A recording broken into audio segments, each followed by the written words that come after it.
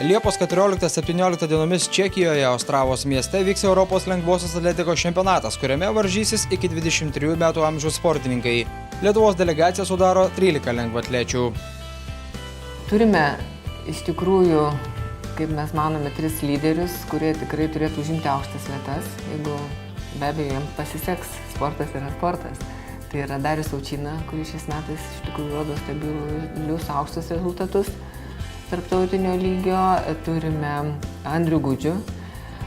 Andrius Gudžius šiek tiek turėjo problemų šiais metais su kamavo traumos, sirguliavo šiek tiek, bet žinant šito vaikino užsispyrimą ir jo ryžtą ir valią, mes tikimės, kad viskas bus su juo gerai ir jam pavyks sustartuoti puikiai tenai. Ir turime Nataliją Piliušiną, kuri bėgs 800 metrų ir šiemet demonstravo iš tiesų pakankamai aukštus rezultatus. Lietuvos lengvosios atletikos federacijos generalinė sekretorė užsiminė, kad iš mūsų šalies atletų tikimasi mažiausiai 3 medalių. Laukiam 3, bet ar pavyks, tai tikrai negaliu jums pasakyti. Norėtume, kad būtų 3. Kokios jie bus spalvos, tai tikrai negalime sakyti, bet kad galimybė yra tokia, tai tikrai. Lygiai po savaitės Liepos 21-24 dienomis Lietuvos jaunimo rinktinė dalyvaus Europos čempionate Taline. Į komandos sąrašą įtrauktos 9 merginos ir 17 vaikinų.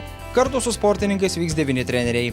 Liepos 21-24 čempionatas, Europos jaunimo čempionatas iki 20 metų vyksta Taline. Tai mums puikiai galimybė, kad jis yra arti kaiminystėje.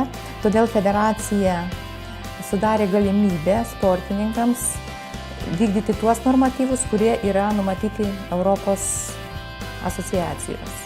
Ir mūsų iš Lietuvos pateko 26 sportininkai, tai yra labai daug. Jeigu prisiminti praeitį, 2009 metais dalyvavo tik 9 lengvaatlečiai. Vyriausios rinktinės trenerės nuomonė, realias galimybės užkopti ant aukščiausio apdovanojimų laiptelio turi ne tik Airina Palšytė, bet ir kiti sportininkai. Mes turim tokią aiškę lyderę, Airinę Palšytę, kuriui šoka į aukštį. Praėjusį savaitgalį įveikė 1,92 m aukštį, pakartojo savo asmeninį rezultatą.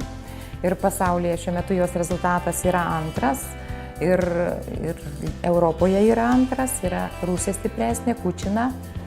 Tai linkim tik sėkmės Airinei. Dar yra 6 sportininkai, kurie patenka į Europos šiuo metu statistinį reitingavimą. Tai yra Kostas Krabulis, jo rezultatas 100 m bėgime 10,52 yra 7 vietoje.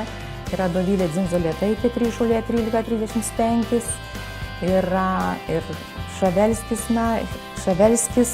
kurio rezultatas patenka 10-uką, ir kitų. Marius Simanavičius ietininkas, čia galbūt sunku visus ir išvardyti. Čia priklausys nuo sėkmės, nuo jo pasirengimo. Tomas Ramanskas, Vytautas Juknys, Sport 1 žinios + Vilnius.